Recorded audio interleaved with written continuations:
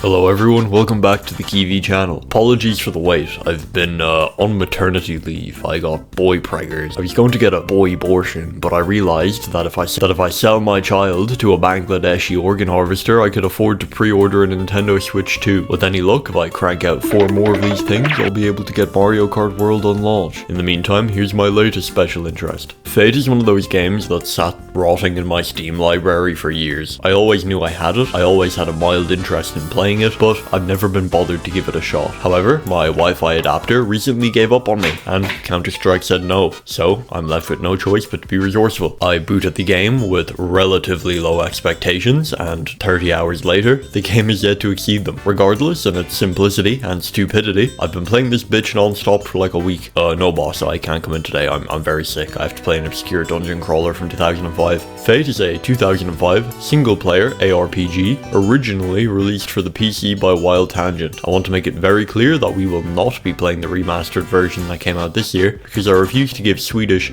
people my money. It's also meant to be an objectively worse experience by every measurable metric. Story. You are a nameless adventurer, until you're not, who arrives in the town of Grove, a village situated right beside the Big Evil Death Dungeon, presumably for no other reason than to keep the rent low. On closer inspection though, the entire town seems to be completely dependent on dungeon crawling for any form of economic stimulation. It seems like everyone and everything is trying to sell you something that's going to enable you to go into the dungeon, kill the bad guys, steal their loot, and sell it back to the village. Something else to note is how the village is entirely populated by asset flips. There's also a procedurally generated final boss at the end of a procedurally generated dungeon. The first thing you need to do is build a character. Oh, I can choose a pet, I can fish, then feed the fish to my pet. Wow, this menu really looks familiar. Holy fuck, I'm playing Diablo. Yeah, it's crazy how blatantly dungeon crawlers were willing to rip off each other back then. Fate copies Diablo, Torchlight copies Fate.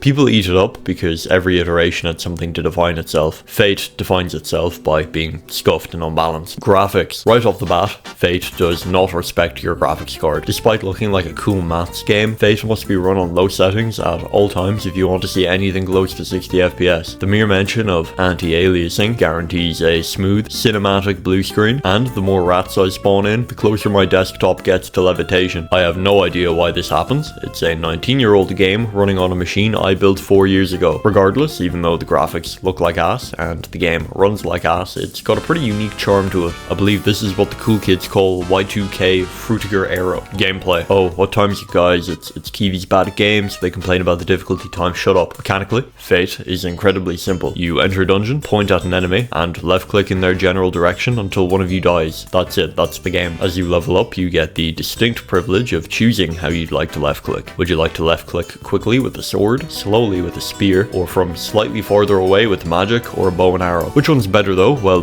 that's a trick question, because you're equally likely to miss all your attacks, get swarmed, and die, regardless of which one you pick. Okay, if you want to play this game and beat it without cheats, here's how you do it. Fate is incredibly unbalanced, especially in the early game. Enemies become tankier and deadlier much faster than you do. The way to get around this, since enemies are always going to hit harder than you, and you're going to miss more attacks than they are, it's in your best interest to prioritize 2 things: the speed of which you attack and how much damage you deal. Now, this is a bit of an oxymoron, considering most weapons under the fast category hit like a wet paper towel. What you can do to remedy this, however, is to increase your crit potential. But if you want to pull this off in the late game, you're still going to need high level gear. If enemy drops are busted, and buying weapons from merchants is an expensive waste of time, how do you get high level gear? You fish. Fishing minigame. Out of everything I've shown you so far, fishing is the most broken mechanic in the entirety of the game. In the Grove, or at certain points throughout the dungeon, you're given the option to fish. Now, the intended purpose of fishing is to give your pet special abilities, allowing them to transform into stronger creatures and deal more damage. However, you can also fish for gear. And here's the kicker. The rocket scientists over at Wild Tangent forgot one crucial thing. Fish loot doesn't scale with the dungeon floor. The likelihood of better loot appearing does. So, what does this mean? You can stand in the first dungeon floor, fish for 2 hours straight, and pull legendary gear way above your level. If you can't equip it, you sell it and make bank. The deeper into the dungeon you go, the higher your chances, but but the loot itself isn't capped. This can and should be exploited as much as possible before you reach floor 30. What happens at floor 30? Don't worry about it. Go have fun. One thing I cannot emphasize enough when making a build is how you should not split up your points all that much. Like, you're allowed to spread points between all your stats, just like how you're allowed to microwave a fork. My suggestion, increase the skill of whatever weapon type you want to use, increase its crit potential, and double your output with dual wielding. Enemy variety, and then be like, I'm fighting demons, when the whole time it's a level 2 sewer rat. There are many different enemies in the dungeon, but only one pathing model. Not much to say about these guys. Some of the models look really cool, but the AI is brainless. That's how a lot of this game feels, honestly. Brainless. It's incredibly repetitive, so it's any wonder it's been able to keep my attention. I think I just found it at the right time in my life. I'm not looking for anything super deep right now, and it's been really nice to just vibe out to the soundtrack and fish. Speaking of the soundtrack, it's really good. I've had a few tracks playing for the duration of this video. Fate's an old game, and from what I can tell on YouTube, a lot of people are riding the nostalgia wave. So if you grew up with Fate and you like this video, let me know down below.